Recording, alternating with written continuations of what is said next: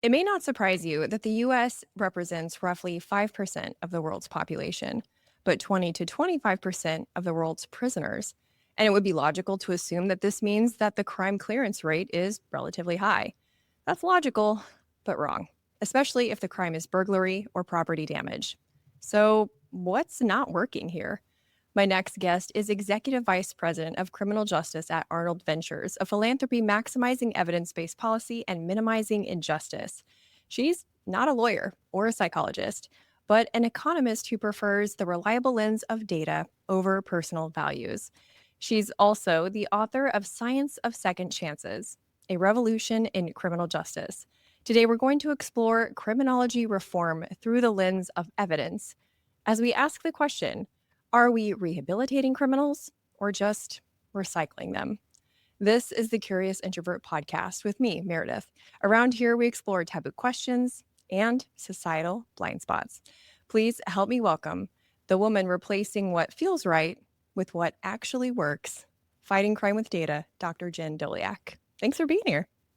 Hi, thank you so much for having me.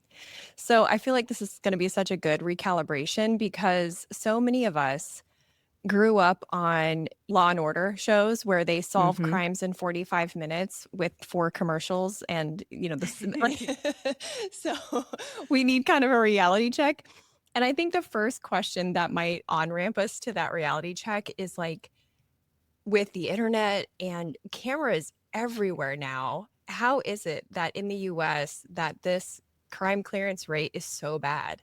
Yeah, it's a great question. I think the main answer is that we just haven't focused on it very much. I think, for a very long time we think of crime rates as being the main metric, and so everybody expects to know what the crime rate is in their city, and the police department can tell them that, and that's easily available on the internet. But if you go and ask what the clearance rate is in your town or city, you might not be able to get that information. Not every police department provides that information.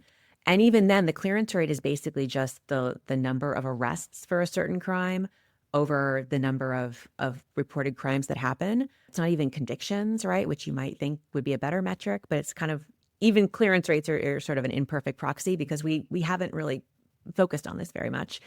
But yeah, the result is that in the United States, homicide, which is the crime that gets the most attention when it comes to solving crimes, only 50 to 60% of homicides result in an arrest. Which is So wild. It's a coin flip, right? It's a coin flip if you commit murder, whether or not you will be arrested, much less convicted. Like, who would think that in the United Yeah. States? You would think that crime shows aside, still, Right. you would think, no, this is the United States. Like, we have consequences for actions. Right. Right. And I think most people who live in neighborhoods and communities where a lot of this violent crime happens, they know that the probability of getting caught is very low. And so I do think that is part of what contributes to cycles of violence in a lot of communities is not trusting that law enforcement's going to come in and actually hold people accountable. So yeah, so homicide is super low, but other crimes are even worse. So if you think about violent crime on average, just across the board, reported violent crime, about 40% of those are cleared. That includes homicide, but also includes things like rape, where it's more like 25 to 30% of reported rapes are resulting in arrest. And I think that crime especially highlights that these are reported crimes. We know there are a lot more crimes that are never reported to police, and those aren't obviously solved either. When you talk about property crime like burglary or motor vehicle theft, it's more like 10 to 15% results in an arrest.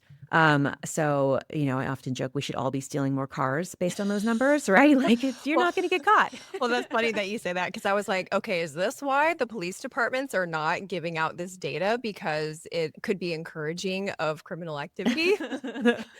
I mean, I think the reality is that people who are, on the margin of committing crime, like they know these numbers. They think that it's very unlikely that they're going to get caught. And that's a problem because we know from lots and lots of evidence that the thing that really changes behavior is the probability of reliable consequences. It's not the severity of consequences. So I'm an economist. I think a lot about how people respond to incentives. There are 2 ways we could increase the cost or the expected cost of committing a crime. One is increase the probability you get caught. So that's the clearance rate, essentially. The other is increase the severity or length of punishment that you would receive if you do get caught. And we focused all of our attention for the last many decades in the United States on that second lever, on just making prison sentences longer and longer. But what you have is essentially like a negative lottery, right? You have a very small number of people who get really unlucky and get that long sentence. And that's simply not what changes behavior. No one's thinking that far ahead. And so the small threat of a long sentence just isn't changing behavior on the ground, but increasing the probability of getting caught. That does have big consequences, and in terms of deterring and preventing crime. Well, it's hard to think of this stuff in like a non-emotional way, right? Especially if you Mm. yourself have been a victim of a crime or a family member. The idea of not focusing on the harshness of punishment is like visceral. You Mm. think like, oh, I can't do that. What's the best evidence that supports what you're saying, that harsh consequences don't deter it? Yeah. So I think there are a bunch of studies looking at things like sentencing guidelines, where there's a threshold, and if you have a certain score and it puts you just over the threshold, you get a longer sentence. You can compare people just below and above that threshold and see what happens to them later. There are also policy changes, like there have been a ton of papers looking at this big mass pardon in Italy of people incarcerated in Italy many years ago. All were let out because of big overcrowding issues. There are a bunch of kind of shocks like that where you can then see, okay, what happens to people afterwards based on how much of a sentence they might face if they reoffend. And just across the board, there might be a small deterrent effect, but it's not very big. And the reason for this is that, we all focus more on the present than we do on the future for a variety of reasons. The future's uncertain. But the type of person who's on the margin of committing crime, the type of person we're trying to deter, they're even more present focused than average. So the threat of a longer sentence, changing the punishment from 1 year to 2 years to 5 years to 10 years, none of that really makes a difference if the person's not thinking past this week or this month. And then on the flip side, another reason we might lock people up for a long time is what researchers call an incapacitation effect. So if you take someone out of the community, put them in prison, they cannot harm the community anymore, right? And that jail and prison will always play a valuable role for that reason. But it turns out most people who commit crime are young and they age out of crime really quickly. It turns out we all do reckless and impulsive stuff when we're younger, when we're teenagers. And then we grow up and our frontal lobe fully develops and we are less impulsive and we do less dumb stuff, right? And we're less subject to peer pressure and all of those things. Yeah. And so if someone, even commits a terrible crime when they're 17, 18, 19, by the time they're 30 or 40, they're very likely a completely different person. And so keeping them in prison until they're 30, 40, 50 years old, that is entirely based on just retribution. Like, that's because we want to see that person suffer. It's Right. not because it's actually having a public safety value. And that, I think those two goals are often confounded in people's heads. We think we're doing it to reduce crime, but it's a really expensive way to get not very much bang for our buck. That's why I find your work so interesting, because, I told you in the pre-chat that I find you like on the border of philosophizing. Like, you seem kind of like a philosopher to me, but what you just stated is more like sociology. And Hmm. I love things that recognize that existence isn't, waffles. It's not bento boxes. Like, it's messy spaghetti and we're all here and we're trying to sort through Yeah. this together. And so that's why I think your work is so interesting. But I'm wondering, like, let's presume that people do in fact reduce their criminal behavior when the likelihood of getting caught is higher. Hmm. How then does that apply to digital crimes? Because right now, Hmm. of all the crimes that are not prosecuted or are prosecuted incorrectly. Like, we had an example here locally where an 18-year-old boy in high school had made naked pictures of about 30 of his female classmates with the Undress Me app. Oh, His wow. ex-girlfriend got upset about something and shared images of those, to get him in trouble. And she ended up getting sentenced and not him. In fact, it's actually very hard to find his name in records. I found it, but like, Wow. so we Yeah. have a lot of this going on. So if people are more likely to get caught conducting physical crimes, Hmm. would they not redirect that energy to digital crimes because they're not going to get caught?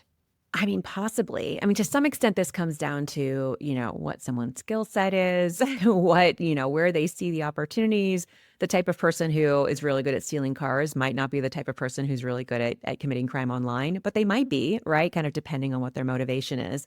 But yeah, I mean, there are a ton of stories, and I mean, there have been for many decades. As long as the internet's been around, I think Yeah. there's been, I think a lot of victims and survivors have been really frustrated that law enforcement often doesn't seem to understand or take seriously crimes that happen online, right? Well, sex crimes, that's Sex the crimes, big yeah, one. right. Yeah, is that Yeah. people are, their images are being Hmm. captured and then manipulated with AI, or just, in the case of this 18-year-old boy, it was just an app. Yeah. So it didn't Yeah. require any skill. Right. And I was talking to someone recently who's at one of the big tech companies where they have a responsibility to, if they see illegal content online, then they need to report it, right? And they're not allowed to have ownership of it for any period of time because that alone is illegal. And they are really frustrated that even when they hand over cases to the feds, those cases are not prosecuted. Mm. And I think, I think the reason is just a lack of resources. It's just not, those cases aren't given the resources they should be. But what I would expect based on all of the evidence we have everywhere else is that because the likelihood of consequences is so low for those types of crimes, the incidence of those crimes is much higher than it would be otherwise. Like this is how you deter and prevent crime, is increase the probability of consequences. And the consequences don't need to be 20 years in prison, right? It just needs to be like anything worthwhile that the person would take seriously. But simply just looking the other way or not giving law enforcement the resources they need to actually be able to move these cases forward is really harmful. Well, thankfully, there's more public demand for Hmm. closing of digital crime cases. And Yeah. so that may be the thing that helps to shine a light on these other clearance rates. But like you Yeah. said, they're kind of hard to come by. In your book, you said, quote, many policymakers are hesitant to share data when they can't control the results of the study and can't block unfavorable results from being published. Have policymakers said this outright to you as a reason that your research is not welcome?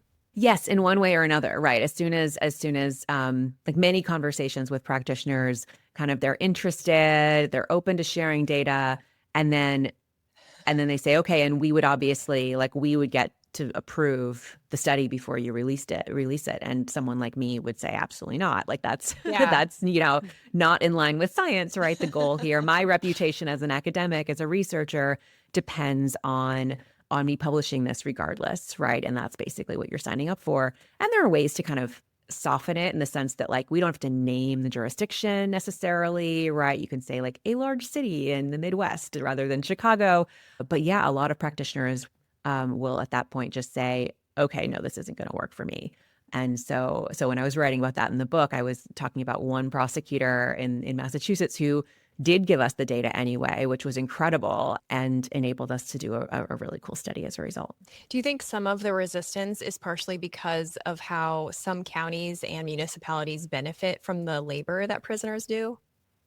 So they want more people in prison? Oh, interesting.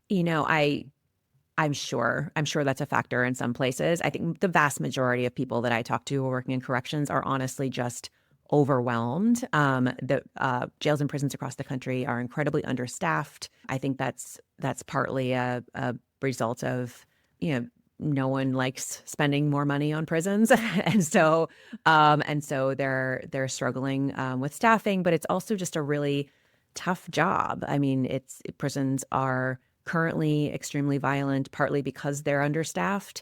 And then people quit because it's such a terrible working environment. And then it gets even worse for everybody who still stays there.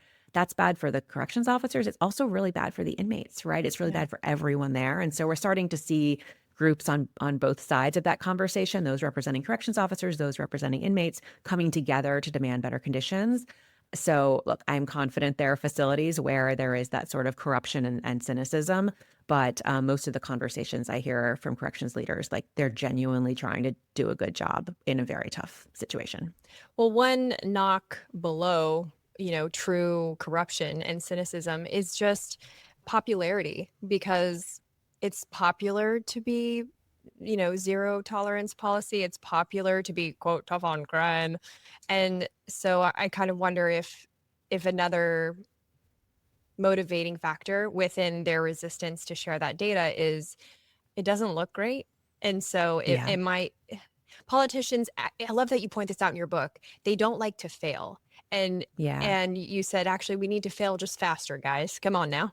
And I liked that a lot because that's so true. It's like we teach kids that, we teach that in business, but somehow Yeah. as soon as you cross the threshold to be an elected official, you get amnesia. Yeah. Yeah, it's true. It's where we're so used to doing this in other areas of life and in other industries. But yeah, in the policy space, and voters can share some of the blame here, right? That's Yeah. what we want in our elected officials is someone who's going to come in and say, I've got the solution, Yeah. and then implement a policy and say, great, I fixed it. Let's all go home, you know? And we as voters need to hold them accountable and say, like, well, we know this problem's hard to solve. How will we know if what you tried worked? And then what are you going to try next if this doesn't work, right? And just kind of make it more of a conversation with a focus on the goal, keeping our eye on whatever ball it is that we're trying to keep in the air or catch or whatever the metaphor is here. um, but we're not necessarily trying to just pass this policy. We're trying to solve a problem, and the question should be, did we solve that problem or not? Are people better off?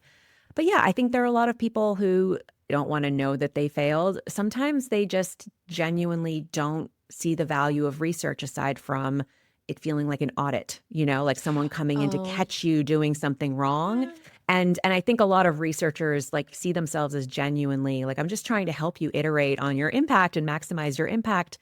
And if someone on the practitioner side has never worked with a researcher before, there's a lot of just like trust building that has to happen, that there's, you're not just trying to catch me doing something wrong. You're actually here to help me. But yeah, if no one's expecting evidence of yeah. impact, then there's no downside to not having it. And then in participating in the study can only bring downside risk then, right? If everyone thinks that what you did worked, then having a study isn't going to help you, and it can only hurt you if it turns out it didn't work as well as you told people it did. I feel like you just used like economist trade-off logic just then, to explain the general public. And I agree with you. I hope certainly that voters would encourage their own appetite for nuance so that we can Yeah. ask these questions. But I I was reading your book. I was like, wait a minute. They don't use data to make those policies?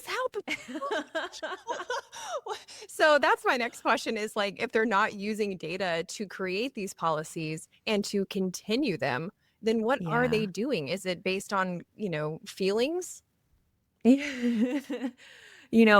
So I've been in this job for about 3 years, and when I first took it, I was an academic for a long time before this, and when I first took this job and would be working more in the policy space, I expected most of the conversations with policymakers to be along the lines of, they don't believe data, they don't believe evidence, they speak to the community wants this, so we're going to do this.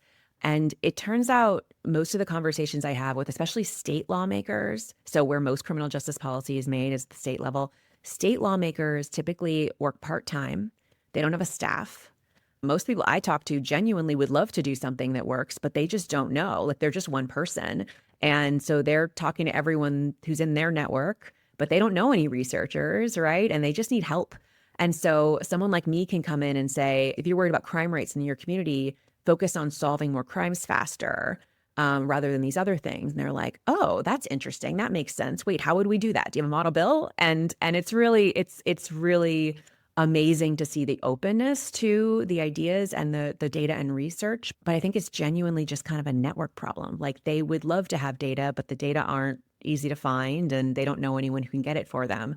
Now, there are other institutional barriers. The data should be easier I've talked to lots of lawmakers who've been trying to get data from their courts for years and they can't get them. And so there's a lot we could be doing better. But I think part of this is just researchers don't know policymakers and policymakers don't know researchers. And if we can just get these people in the same room talking to each other, we could solve a lot of problems.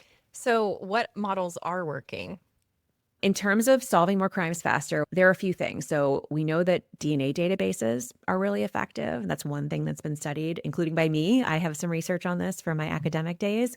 And so law enforcement DNA databases basically include DNA profiles from people who were convicted of or arrested for particular types of crimes. And every state has different laws about which groups of people or which groups of charges or convictions require you to be added to the database. And so there's a DNA profile that's just a string of numbers. It's not useful for anything except matching to DNA from crime scenes. And so the database includes a whole bunch of offender profiles and a whole bunch of crime scene profiles, evidence from crime scenes from unsolved crimes. And it looks for matches.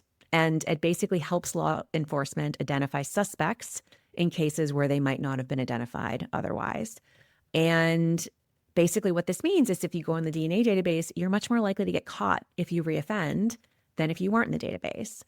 And, that sounds good in theory, but how big is the effect in practice? I was able to use data from Denmark, which has incredible administrative data. And so you can link to all kinds of cool stuff. And a natural experiment, which is what economists like myself use to measure the impacts here. And the idea here is that on a particular date, the DNA database is expanded to include, in this case, everyone charged with the equivalent of a felony. Let's say that goes into effect on June 1st. Anyone who is charged with a felony May 29th, May 30th, doesn't go in the database. Anyone convicted of the same crimes, June 1st, June 2nd, June 3rd, they do go in the database. But nothing else is changing at June 1st. These are not different types of people. Everything else about the criminal justice system stays the same. The only thing that's different is that the second group of people are in the database and they're much more likely to get caught if they reoffend. And so then we can say, okay, let's follow those groups of people over time, see what happens to their recidivism. It turns out in that context, the people who were in the database were 42% less likely to reoffend, to come back with new charges in the future. And that's a huge effect on recidivism, huge, in context where most of our reentry programs don't work. Most of the programs we invest a lot of money in, wraparound services, like all of these extremely well-intentioned policies and programs that sound really good, typically have zero impact on recidivism. And just adding people to the DNA database reduces recidivism by over 40%.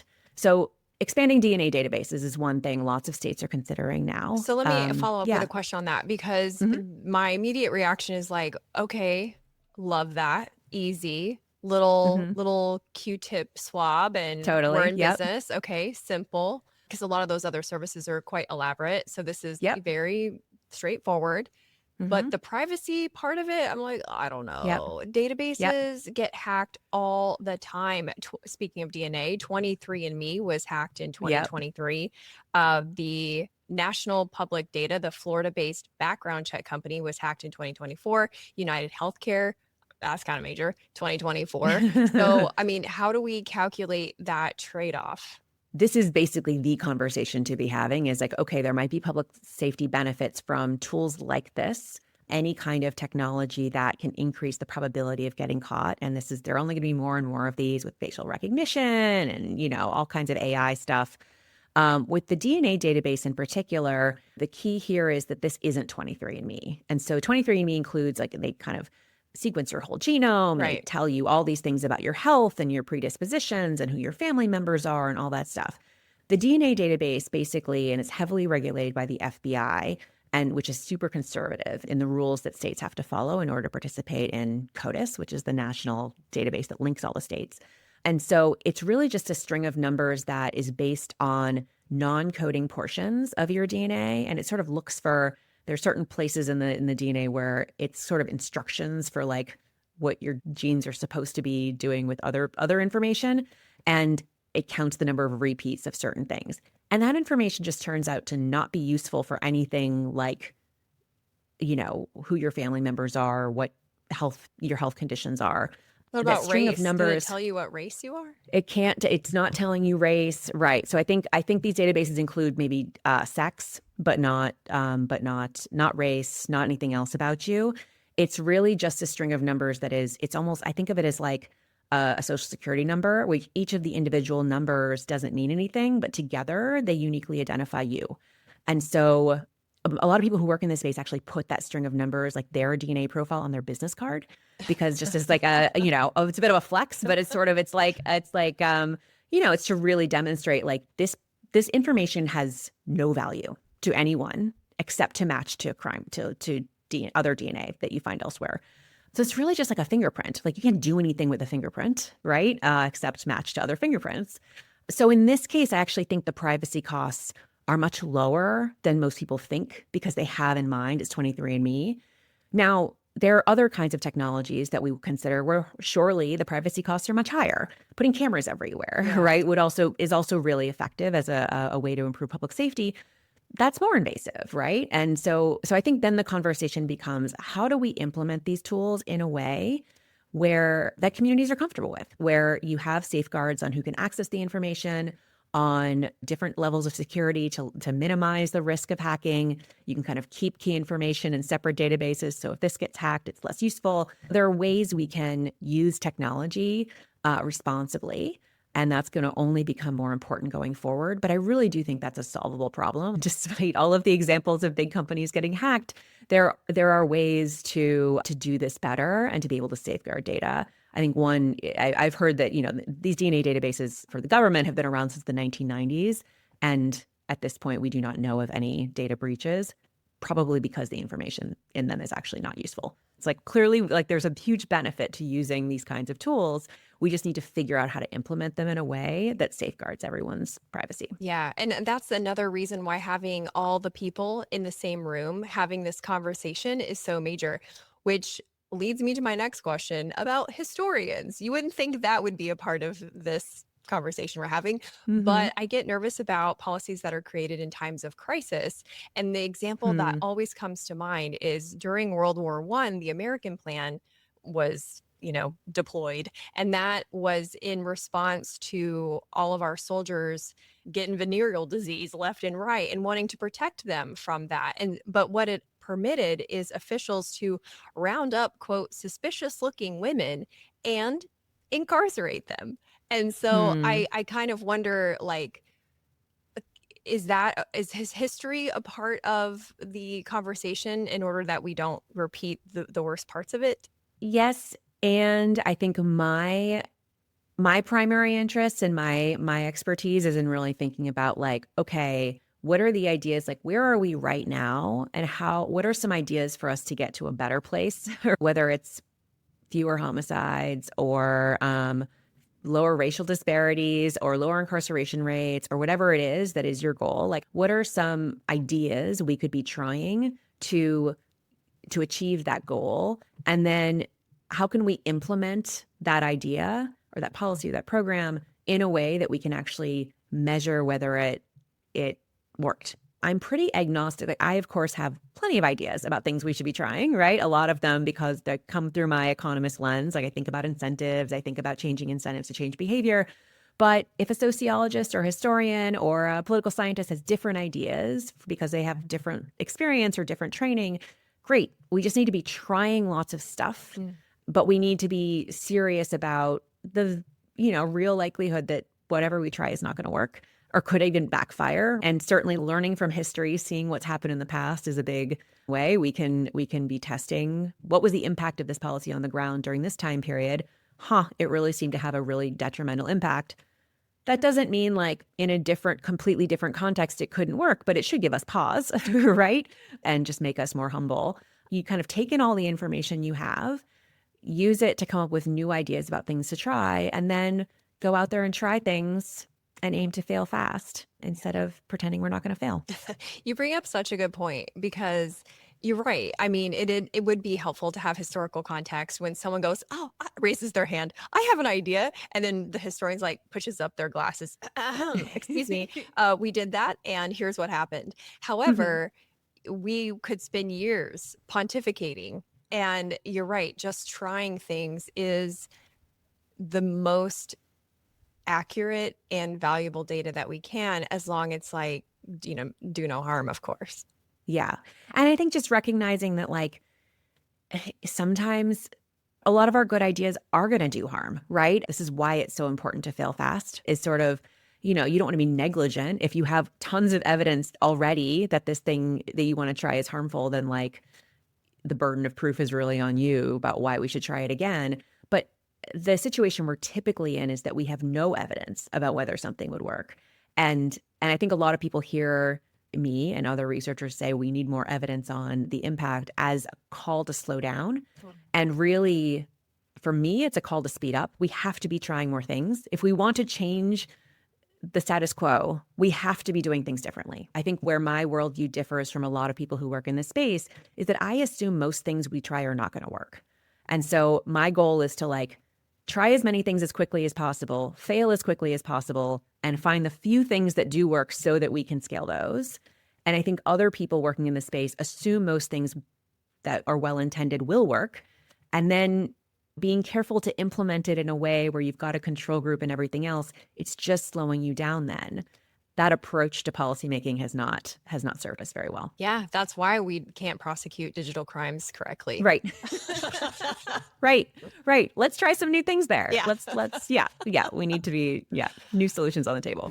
Well, hey there. Since you seem to be enjoying this episode so far, double check that you've hit the follow button on your podcast listening app and subscribe on YouTube. And to join my free private Facebook group, search MFR Curious Insiders on Facebook or click the link in the show notes. Okay, back to the show. So let's talk about probation, because this is such a interesting data point, because you're saying, all right, it's not the harshness of the punishment, it's the likelihood to get caught. When you're on probation, no other time are you more likely to get caught, because the rules are so wackadoo, right? Like, you must have a job, but you also must check in with your probation officer at these certain times. Like in our town, our public transportation's not great. You have to get to the probation office. It can't be like a video call. And, random drug checks, you have to do that in person, but don't miss your job. There's just all these Right. in your book. Let's see, you called it like a minefield of technicalities or something like that. Yeah. So why is it that works in the overall scope of crime, that you're likely to get caught, therefore you don't do it? But in probation, you're likely to get caught for things like you didn't even mean to. And yet we see recidivism rates actually increase during that process. The key difference here is that on probation, you have a whole bunch of additional rules. The intent there is to keep you, is to help guide you. If you don't drink and you don't use drugs and you check in with your probation officer all the time and you're not hanging out with other people who are recently released from prison, that should all help you avoid risky situations. And so that's the idea. And then anyone who's breaking those rules, the idea is that that's a signal that you are at high risk of committing crime, and so we should revoke your probation and put you in prison. Where it has gone a bit off the rails is that you have all these rules that it turns out, based on the evidence we have, don't seem to be good signals that you are at high risk of committing more crime. If you're missing your meeting to the probation officer, maybe it's not because you don't care about this and you're flouting the system and you're on the run. It's because you missed your bus, right? And or it's like a problem of poverty rather than, active defiance.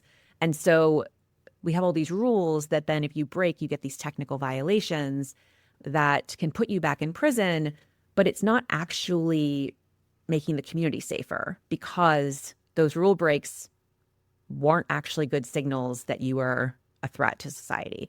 So you're increasing the probability of getting caught, but the stuff you're getting caught for is not actually the thing we care about. We care about new crime, right? We're trying to avoid new crime, not missing meetings with their probation officer. There have been a bunch of randomized trials in this space, which, that's the gold standard for research, right? Randomize people into treatment and control groups. It's so hard in so much of the public safety space. You can't randomly send people to prison. And so people like me use natural experiments to test things. But this is a place where somehow researchers convinced practitioners who are running these probation officers to actually randomize people to different supervision levels. So intensive supervision or moderate supervision or low supervision. And no one knew they weren't supposed to be at the level they were assigned to. And so you have these beautiful randomized trials of different supervision levels. And in general, what they find across all of these studies is if you are unlucky and you get in more intensive supervision, you do break more rules because there are more rules to break. That's the minefield idea. Then you are more likely to go back to prison, but it doesn't actually reduce any new crime. What that means is that our probation system, as it's currently constructed, is costing a lot of money. We're doing a lot of stuff, but it's not actually having any public safety value. And so it's just a waste of resources. Like from an economist perspective, it's just a waste of resources. And so based on all the research we have, we could have much less intensive supervision across the board while we're trying other things that could work better. Okay, so what about DUIs? Because Yeah. DUI probation is a good example where like strict rules would encourage rehabilitation. It's not quite the same as like the DUI or the probation we were already just talking about, Mm-hmm. but a lot of those rules fight against each other, Hmm. in the same way, but you Yeah. have potentially like an addiction kind of layered in with that. And even the DUI charge itself, I thought was completely based on data. And because Hmm. like a breathalyzer, okay, that's a scientific device, right? Like, well, it turns out like most of them are not frequently recalibrated, and a Hmm. lot of the arrest factors are based on officer discretion. I was just at a charity event for children. Alcohol was being served. All of those do-gooders drove themselves home Right. afterwards. Right. And had they Yeah. been pulled over in the state of Florida and the officer said, "Have you been drinking?" And if you said, "I had a glass of wine like 4 hours ago," the officer could use his or her discretion to then arrest you on Yeah. charges of a DUI. So Mm-hmm. does that whole sector deserve its own look, or does it basically wash out to be about the same? So it's funny. I think most of the research on DUIs is very separate from the research on other types of Oh, offenses. And I don't really know why that is. but I can think of like two big categories of studies that we have on DUIs. One is using that blood alcohol content cutoff, right? So as you said, in a lot of situations, there isn't a BAC test. They're not necessarily going down to the station and getting their blood drawn. It's more of a field sobriety test. But often there are breathalyzer tests or blood draws. And then basically if you're just over the 0.08, you're more likely to be convicted than if you're just under the 0.08 threshold. And so there's a bunch of research looking at like, well, what happens if you are pulled over for a DUI and you're just over the 0.08 versus just under? And that means you're much more likely to have, some real fines, some consequences. Well, in those cases, you actually do see a big recidivism drop for those people who are just over the 0.08. They're much less likely to come back with a new DUI in the future. In that way, it seems very effective. And I think part of what makes DUIs interesting it is a much larger population that tends to be affected by it. It's less of a crime of opportunity or poverty or something like that. But the other area where there's been a bunch of research, and I talk about a lot in the book, is the idea of like swift and certain consequences for people who are, say, on probation for especially repeat DUI offenses. And this program called 24/7 Sobriety was piloted in South Dakota, where there is not a lot of public transit, not a lot of walking around. You have to be driving, right? So DUIs are a huge public safety problem in South Dakota. And the idea here is that if you are charged with or convicted of a DUI, part of the condition of that probation or even pretrial release is that you not drink for some period of time.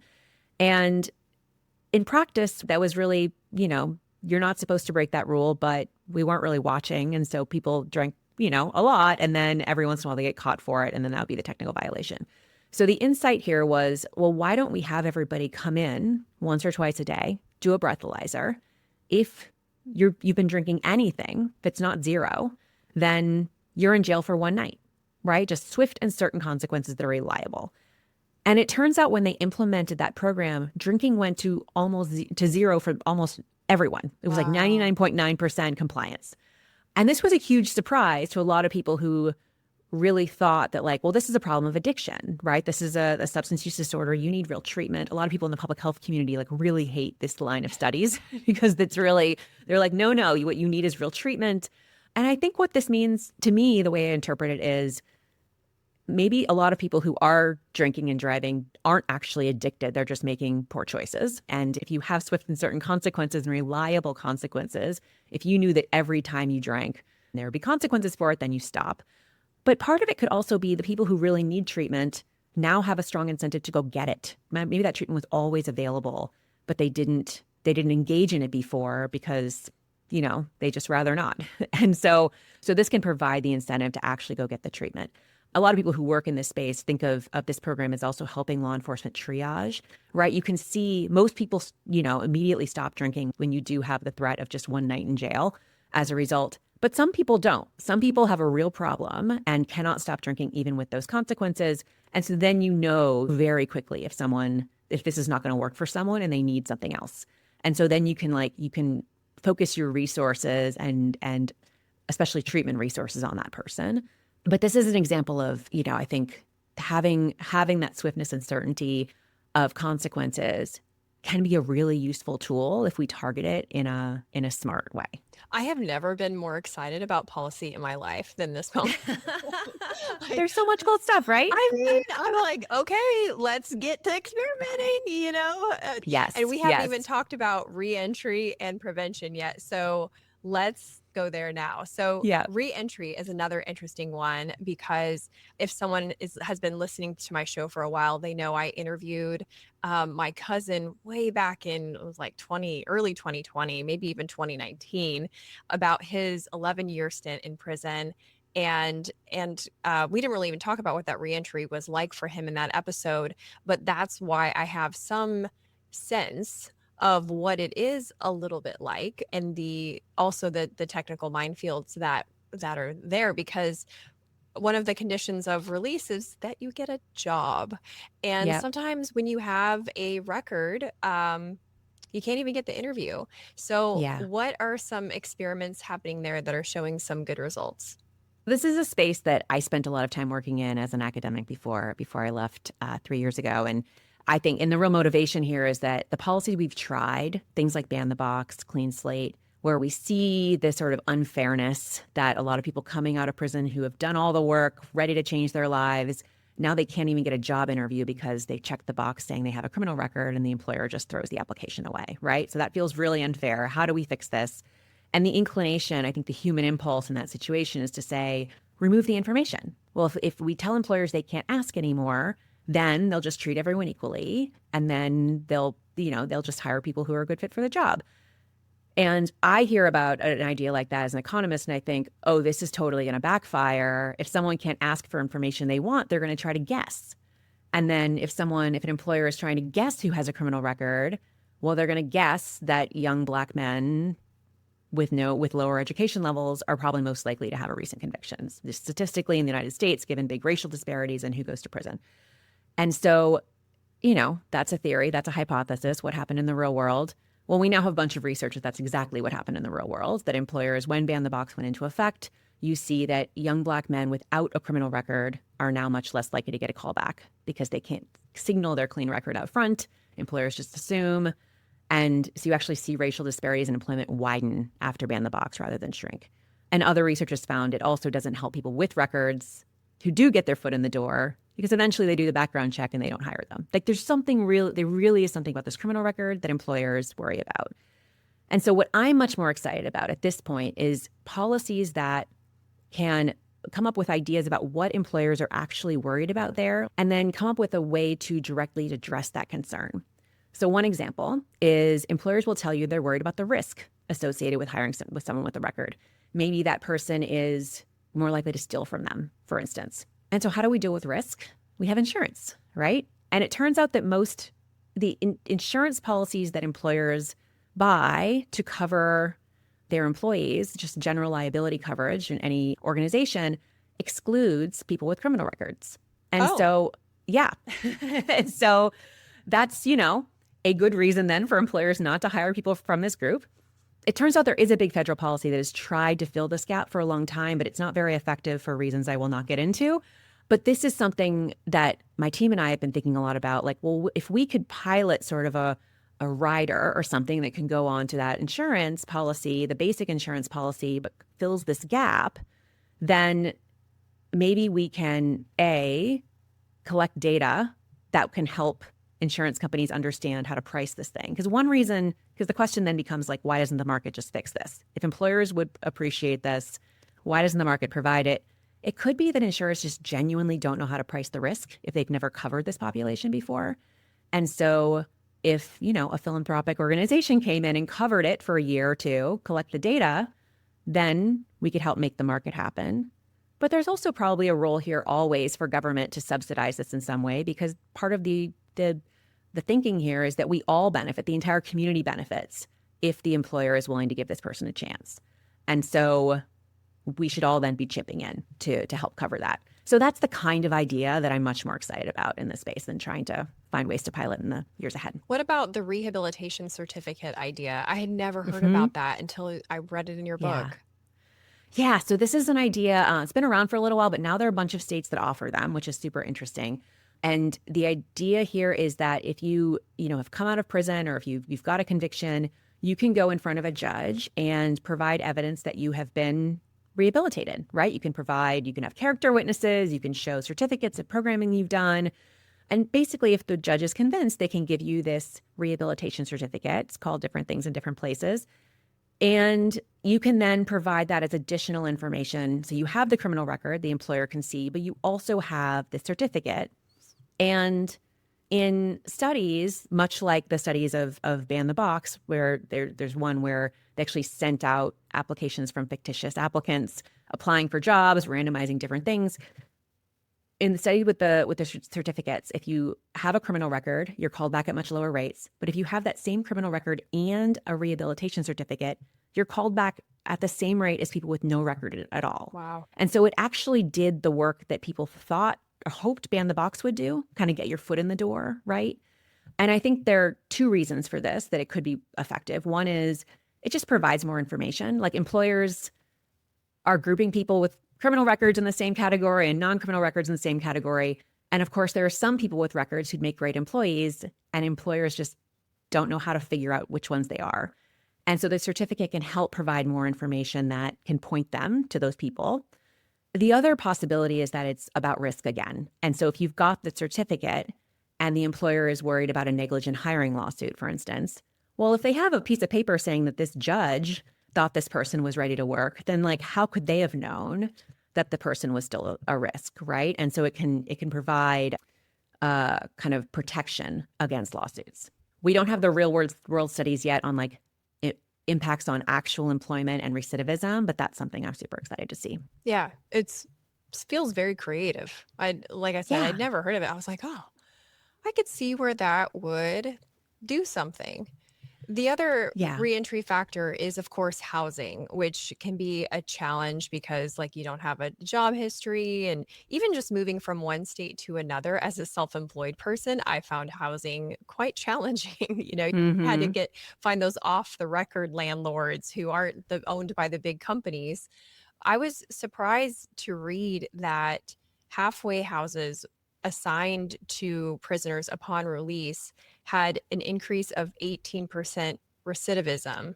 That feels like it would be reverse. Yeah, I think most people think of being able to get housing like that as a benefit, and that's certainly the way it was framed in that particular state where the study was done. But I think the punchline here is that if you're released into a halfway house, and here there's a natural experiment. So some people happen to get a kind of a case manager who is more likely to recommend this than others. And so it's really being randomized to different case managers essentially randomizes you to different likelihoods of getting a halfway house placement. And it turns out if you're placed in a halfway house, you're also just on a higher level of supervision than if you were not.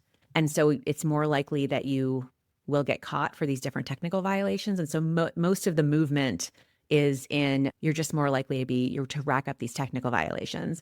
It could also be part of it. I think they might have found some increase in violent offenses. You just got a group of people living together now who are all kind of struggling, right? Some of them might get into fistfights every once in a while, but a lot of it is the higher level of technical violations because you are being more closely watched with these different rules you have to follow. But regardless, it wound up being that if you kind of got lucky, quote unquote, and got assigned this halfway house, you were dramatically more likely to wind up back in prison than if you were not. Well, the social conflict also reminds me of the mental health piece, because that is another huge barrier. Because think about how hard that is to access just in regular life. like as a person on the outside. And then, in prison, your condition may have worsened. You may have acquired complex PTSD, who knows? And then you get out. If you do have court mandated counseling visits, there's some limitations there. Only 3 visits are covered, who knows? And then on the flip side of that, which is kind of like something nobody talks about really, is some counseling centers are much more interested in their repeat customer business model than they are actual healing. And so you can come in there as frequently as you want and vent about your day, but they're not actually helping you move the needle toward a measurable goal. Do you have any good ideas, Dr. Doleac? That's what I'm trying to say. On the mental health side. Yeah. There is. So this is an area I've been really excited about because there's more and more evidence that increasing access to mental health care really prevents crime, but also reduces recidivism. The question then is, how do we do this aside from just like expanding Medicaid, which is a big political football? And so there are kind of a few different points along the spectrum, I guess, where you might want to try to intervene. So one is for young men, making sure that, when they're teens and young adults, they have access to the care they need. That could go through schools, it could go through technology. There are kind of a lot of interesting ideas floating around out there. AI could be helpful. But another place where there's a ton of policy action right now is helping people who are coming out of prison. And so Medicaid has traditionally had what's called an inmate exclusion, which means that Medicaid dollars cannot be used to pay for healthcare while someone is behind bars. And surprisingly, that was a Clinton thing. This is why I was like fist pumping the air when I was reading your book, because I thought, how funny would it be to be a fly on the wall with you, watching you explain all this stuff to people who think at first that you're on their team. You know what I mean? Because like a lot of this is like coding left, but then you're like, but Clinton put in this thing where, you're not eligible for any welfare benefits basically if you have a felon. And so, and that's obviously coding right. So it's like, it truly is a bipartisan issue that you have to take off your team hat, like take off your team jersey, guys, sit down, let's work it out. Sorry for the rant there. Yeah, no, absolutely. And I think, a lot of the things I talk about do code left. So a lot of them code right. I think a lot of people are like, wait, what do we do with this? You know, but I think then it at some point becomes liberating because people realize like, oh, there are a whole bunch of ideas that aren't attached to a team yet. There's actually room to run here. We could implement a bunch of these, right? But so Medicaid reentry waivers waive that inmate exclusion and enable jails and prisons to use these Medicaid dollars to provide healthcare to people within 90 days of their release. So the idea here is to help provide or increase continuity of care when someone gets out and is going back into the community. So that, one big upside of being in prison potentially is that maybe you're getting treatment, stable treatment for a mental illness that you hadn't been getting in the community. We know the healthcare in many communities is not that great to begin with. And so, but at least being in prison, you've got the structure and perhaps are diagnosed with something you hadn't been diagnosed with before, and so can get treatment in a lot of facilities. But then when you are let out, maybe you have a 1-month prescription and everyone's just like, good luck to you. And you have to find a new doctor and you have to find new health insurance and all those things. And so this is trying to solve that problem to kind of improve the continuity of care when you get out. It turns out it's a huge logistical lift to get the Departments of Correction to talk with the Medicaid agencies, these two giant bureaucracies in each state, right? And so there's just huge like data and logistical lift going on across in many states now. Something like it's like there are like 20 something states I think that have these Medicaid waivers now, and Trump just announced the first one in his second term in Louisiana. So Louisiana's going to get a waiver, but and we're hoping for more soon. But so all these states are trying to figure this out. I think this will be good for the people who are directly affected, right? Those who are within 90 days of release.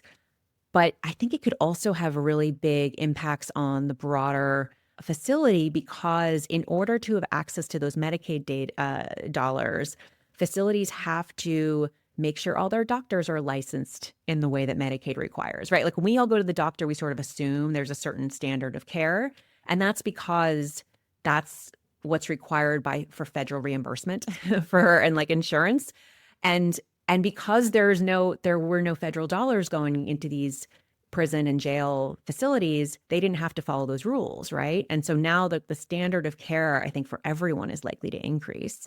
And that could be really interesting to watch.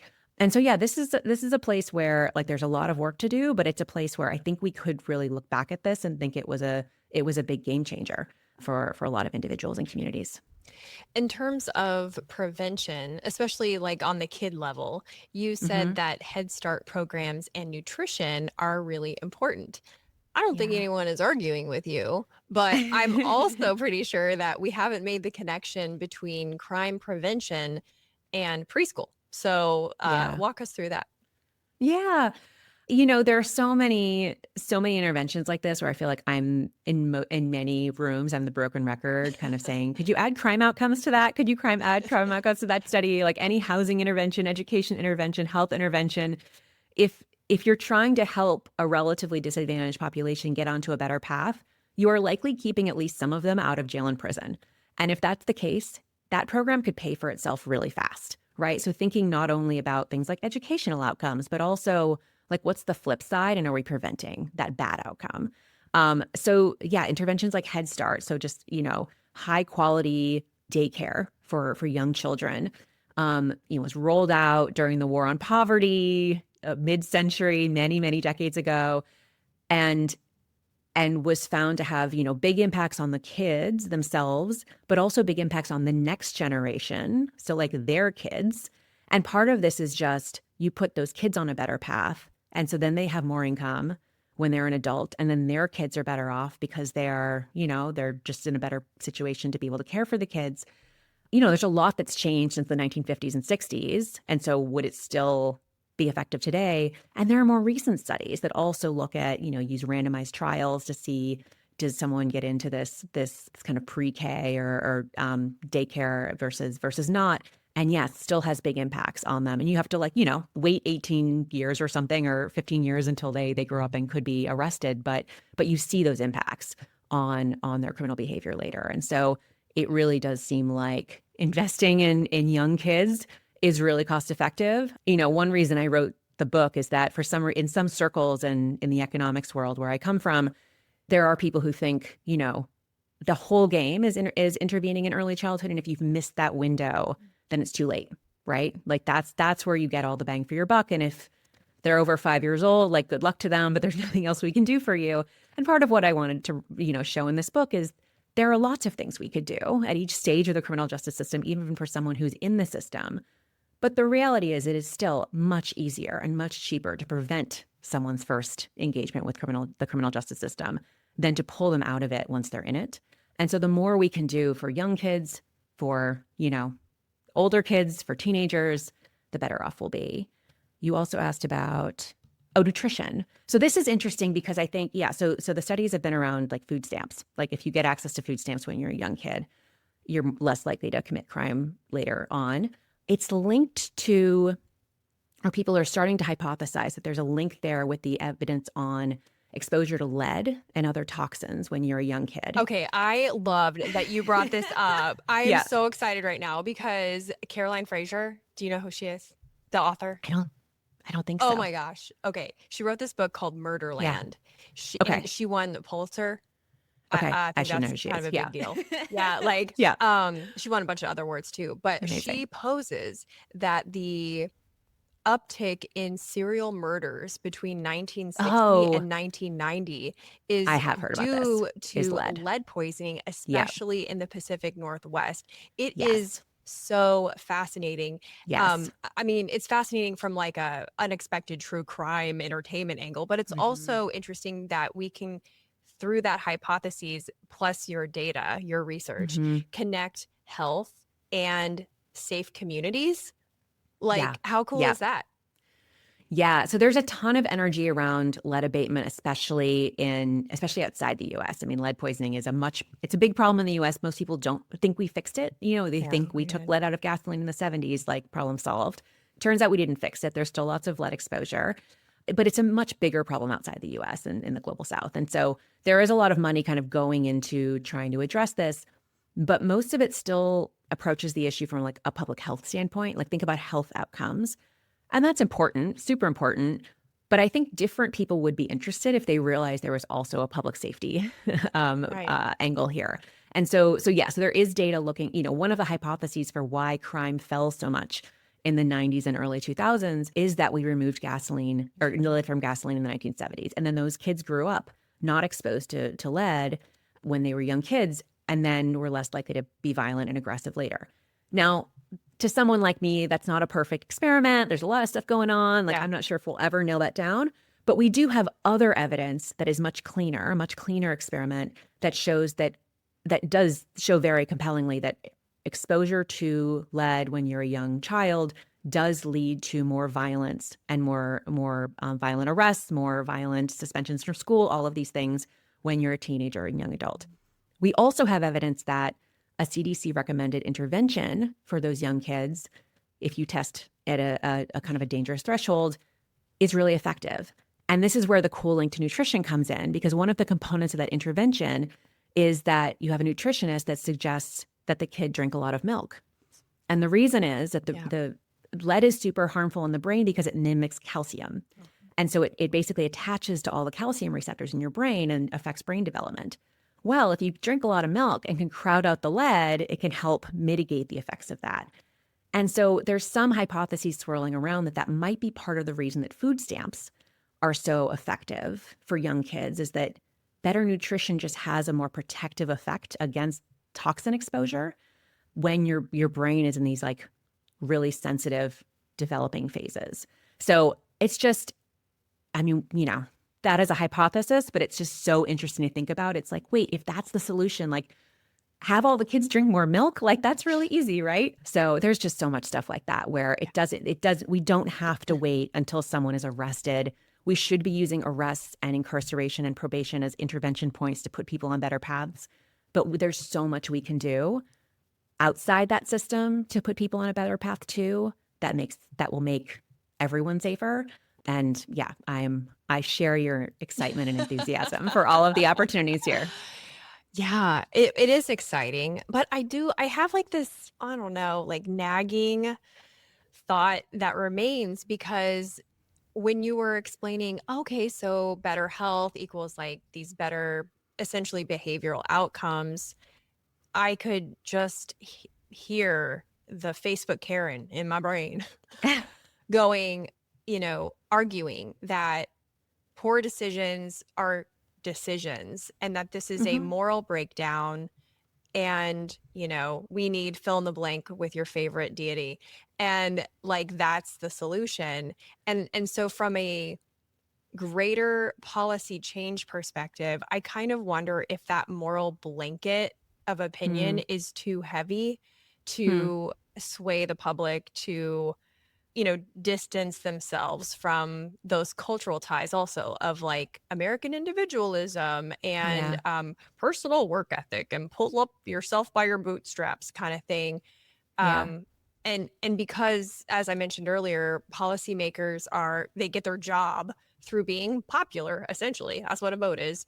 And so they will be popular by saying the thing that's popular. And so I wonder if it would just be a cycle of good intentions and bad outcomes that we just pretend not to see. I don't know. That's a little dark. But you had some sort of policy safety summit thing that really was very helpful. So maybe we should end on that. Yeah.